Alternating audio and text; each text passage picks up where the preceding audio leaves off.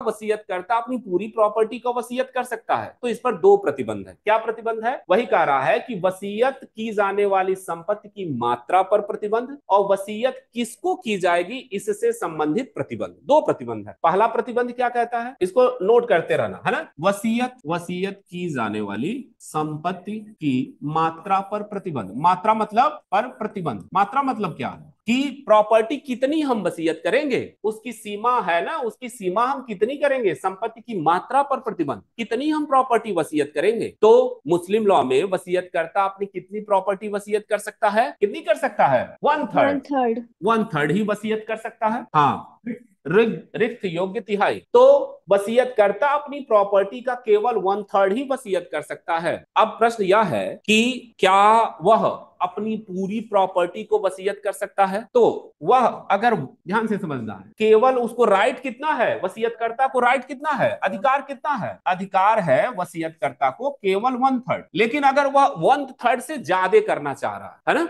One third से ज्यादा करना चाहता है, तो क्या करेगा वो? तो अपने उत्तराधिकारियों से कंसेंट लेगा। बात समझ में आ रही है? तो क्या करना पड़ेगा उसे? अपने उत्तराधिकारियों से सहमति लेना पड़ेगा। यानी क्या कोई वसीयत करता अपनी संपूर्ण संपत्ति का वसीयत कर सकता है? तो सामान्यतः नहीं। लेकिन कब कर सकता है? जब अन्य उत्तराधिकारी, भाई उत्तराधिकारी अगर कंसेंट दे रहे हैं तो आप क्या कर सकते हो, अपनी वन थर्ड से भी ज्यादा मात्रा में क्या कर सकते हो, वसीयत कर सकते हो। बात समझ में आ रही है? हाँ हाँ, नहीं नहीं, अपना वही तो, अपना जो उत्तराधिकारी है वो कंसेंट दे दिए, तो कंसेंट देंगे तो उनका उनका जो है शेयर अब कम हो जाएगा, या अगर कितना भी, है ना। तो ध्यान से समझना क्या है कि सामान्य नियम ये है कि पर उसका, हाँ, अगर उत्तराधिकारी नहीं है तो फिर कैसे करेगा? तो अगर उत्तराधिकारी नहीं है उसके तो वन थर्ड ही करेगा, उससे ज्यादा नहीं करेगा, है ना। अगर उत्तराधिकारी नहीं है तो वन थर्ड से ज्यादा नहीं कर सकता, है ना। और अगर उत्तराधिकारी है तो अन्य उत्तराधिकारी, यानी जो है, अगर वन थर्ड से ज्यादा कर रहा है तो उससे अपने उत्तराधिकारियों से क्या करना पड़ेगा, उसे कंसेंट लेना पड़ेगा। और यह जो नियम है, कंसेंट वाला जो नियम है, वह सिया और सुन्नी दोनों में मान्य है। ध्यान से समझना, सिया और सुन्नी दोनों में मान्य है। किस बात के लिए मान्य है, किस बात का मान्य मान्य है? नहीं, रिक्त योग तिहाई का मतलब किस मामले में? हाँ, अगर वन थर्ड से ज्यादा करना चाह रहा है तो आपको क्या करना है, अपने उत्तराधिकारियों से कंसेंट लेना पड़ेगा। जैसे मान लो कि ए नामक व्यक्ति है, वह, उसके पास दो बच्चे हैं, यश वन और यश टू, और इसकी प्रॉपर्टी है, और यह अपनी प्रॉपर्टी बी को वसीयत कर रहा है। तो कितना कर सकता है बिना कंसेंट के? One third. इनको कंसेंट लेने की आवश्यकता नहीं है, इसको वन थर्ड कर सकता है, इसको राइट है। लेकिन ये चाह रहा है कि वन थर्ड से ज्यादा हम इसको करें, यानी एक बटा दो करें, तो क्या करना पड़ेगा? इनसे इनसे कंसेंट लेना पड़ेगा। इनसे कंसेंट लेकर ऐसा कर सकता। अगर ये कंसेंट नहीं दे रहे हैं तो आप ऐसा नहीं कर सकते। और यह नियम शिया और सुन्नी दोनों पर लागू। दूसरी चीज, अब यह कह रहा है कि, ये ध्यान से समझना, अगर ये तो सामान्य नियम हो गया। अब ये कह रहा है कि अगर हम वसीयत किसी गैर उत्तराधिकारी को कर रहे हैं, दो चीजें, अगर वह वसीयत किसी गैर उत्तराधिकारी को कर रहा है, बात समझ में आ रही है? Online, online. जी आ सर। रही है सर। हाँ, अगर वह वसीयत जो है गैर उत्तराधिकारी को कर रहा है, गैर उत्तराधिकारी का मतलब इनको वसीयत नहीं कर रहा है। जैसे ये भी हो सकता है, अक्सर ऐसा होता है। क्या होता है, एक एक लड़का जो है पिता के ज्यादा मानता है, एक लड़का नहीं मानता, तो कहता है कि चलो मैं जो है क्या करूंगा, वसीयत कर दूंगा तुम्हें प्रॉपर्टी। हाँ, नहीं, एक वो तो उत्तराधिकारी हो गया ना। तो दो चीजें हैं, वसीयत किसी गैर उत्तराधिकारी को कर रहा है, और दूसरा वसीयत अपने उत्तराधिकारियों में से किसी अन्य उत्तराधिकारी को कर रहा है। कौन? अरे तो अभी अभी समझो ना, अभी गैर का हम बताएंगे। इसको कह रहा है कि वसीयत अपने उत्तराधिकारियों में से ही किसी एक को कर रहा है, किसी एक को कर रहा है। ध्यान से समझो, यानी क्या कह रहा है कि वसीयत किसी गैर उत्तराधिकारी को कर रहा है, और अगर वो चाह रहा है कि वसीयत हम खुद एक बच्चे को कर दे, भाई इनका इनका शेयर है, वो चाह रहा है कि हम ज्यादा प्रॉपर्टी इसको दे दे, है ना। तो क्या स्थिति होगी, क्या यह कर सकता है ऐसा? तो कह रहा है कि वसीयत, यानी ये सामान्य नियम समझना, सामान्य नियम क्या है, वन थर्ड उसको राइट है, वन थर्ड से ज्यादा नहीं कर सकता, और अगर वन थर्ड से ज्यादा करेगा तो अपने उत्तराधिकारियों से अनुमति लेगा। सर ये अगर वो, सिया और सुन्नी दोनों में मान्य है?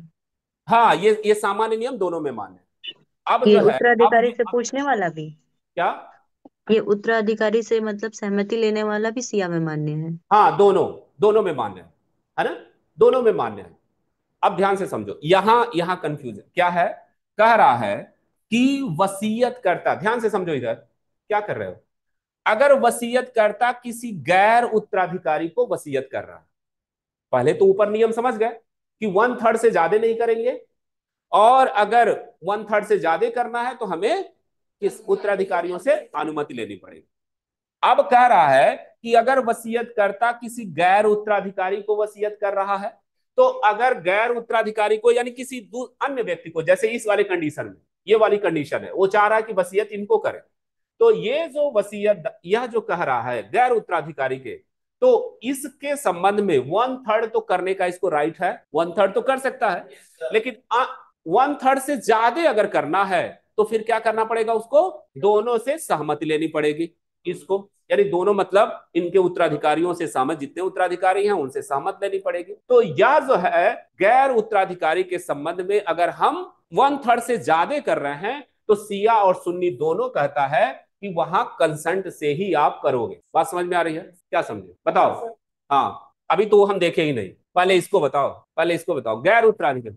हाँ, वन थर्ड से अगर ज्यादा करना है तो सिया और सुन्नी दोनों कहती है कि भाई सामान्य नियम इस पे लागू हो जाएंगे। अगर वह वसीयत जो सामान्य नियम हमें बताया, तो सामान्य नियम कह रहा है कि गैर उत्तराधिकारी से अगर वसीयत करेगा तो वन थर्ड तो पावर है उसको, लेकिन वन थर्ड से ज्यादा अगर करेगा तो उसको उत्तराधिकारियों से क्या करना पड़ेगा, कंसेंट लेकर वो कर सकता। अब आ रहा है कि वसीयत जो है अपने उत्तराधिकारियों में से ही किसी को करना चाह रहा है, यह गैर उत्तराधिकारी नहीं है, अपने ही, तो यहां सिया और सुन्नी में डिफरेंस। अब ये कह रहा है, ध्यान से समझो, सुन्नी कह रही है, हाँ सुन्नी शाखा, सुन्नी शाखा कह रही है, यानी सुन्नी विधि कह रहा है, क्या कह रहा है कि अपने उत्तराधिकारियों को अगर आप वन थर्ड भी कर रहे हो तो आपको परमिशन लेना पड़े। नहीं समझो, कह रहा है सुन्नी शाखा कि यदि वसीयत करता, ध्यान से समझो, ये क्वेश्चन कई बार पीटी में ये पूछेगा तो आपको ये सारे नियम लिखने होंगे। यदि वसीयत करता अपने उत्तराधिकारी को ही वसीयत करता है,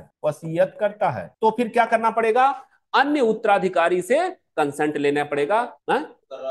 उससे जो कर रहा है उसके अलग, मान लो एक लड़के को कर रहा है तो इससे कंसेंट लेना पड़ेगा, है ना। तो कब, चाहे वन थर्ड से कम करे चाहे वन थर्ड से ज्यादा करे, दोनों दशाओं में कंसेंट लेना पड़ेगा। नहीं समझे? Yes sir. बताओ। हाँ हाँ, इसलिए क्योंकि भाई अगर नहीं करोगे तो उत्तराधिकार से प्रॉपर्टी तो इनको चली जाएगी।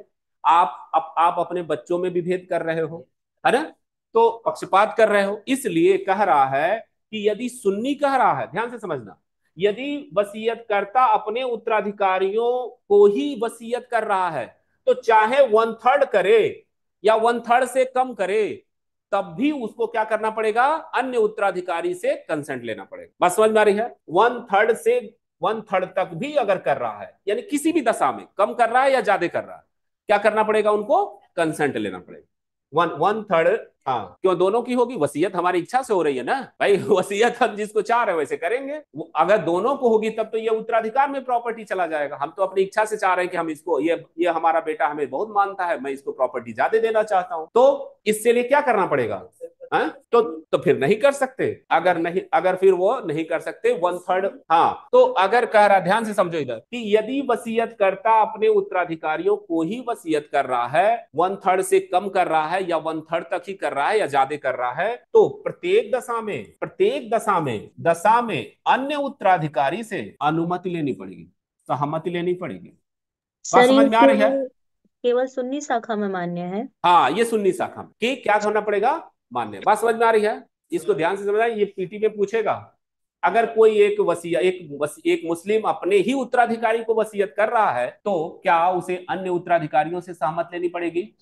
वो तो सामान्य गैर उत्तराधिकारी के लिए, उत्तराधिकारी के संबंध में लेनी पड़ेगी। सुन्नी कह रहा है कि अगर 1% यानी वन थर्ड से भी कम है, तब भी क्या करनी पड़ेगी, उनको लेनी पड़ेगी, हर दशा में लेनी पड़ेगी। अगर सुन्नी का पिता अपने ही उत्तराधिकारियों में से किसी को कर रहा है तो उसको कंसेंट, बिना कंसेंट के नहीं कर सकता, उसको कंसेंट लेनी पड़ेगी अन्य उत्तराधिकारी से। गैर उत्तराधिकारी, मुस्लिम नहीं, गैर उत्तराधिकारी। अब आ गया, अब तो सिया शाखा क्या कह रही है, ये तो सिया हो गई। सिया शाखा क्या कह रही है? सिया शाखा कह रही है कि वन थर्ड तो उसको राइट है, ध्यान से समझना, सिया शाखा कह रही है कि 1/3 तो उसका एब्सोल्यूट राइट है, तो 1/3 करने के लिए उसे उत्तराधिकारियों की सहमति नहीं लेनी पड़ेगी। बात समझ में आ रही है? कह रहा है, सिया शाखा कह रही है कि 1/3 तो उसका एब्सोल्यूट राइट है, चाहे वह अपने उत्तराधिकारी को करे या गैर को करे, 1/3 तो उसका एब्सोल्यूट पावर है, वो कर सकता है। तो सिया शाखा कह रही है कि अगर 1/3 सीमा तक वह अपनी अन्य उत्तराधिकारी को करना चाह रहा है तो किसी अन्य उत्तराधिकारी से उसे कंसेंट लेने की जरूरत नहीं। तो सिया शाखा कह रही है कि 1/3 तक यदि वह वसीयत कर रहा है तो अन्य उत्तराधिकारी को, यानी ये किसको वसीयत कर रहा है 1/3? अपने ही उत्तराधिकारी को, अपने ही उत्तराधिकारी को वसीयत कर रहा है 1/3। तो फिर सिया क्या दूसरे उत्तराधिकारी से कंसेंट लेगा? नहीं। कह रहा है कि 1/3 यदि वह वसीयत कर रहा है, अब यहां लिख लो उत्तराधिकारी को ही, अगर उत्तराधिकारी को कर रहा है तो अन्य उत्तराधिकारी से, अन्य उत्तराधिकारी की सहमति आवश्यक नहीं है, सहमति आवश्यक नहीं है। बात समझ में आ रही है?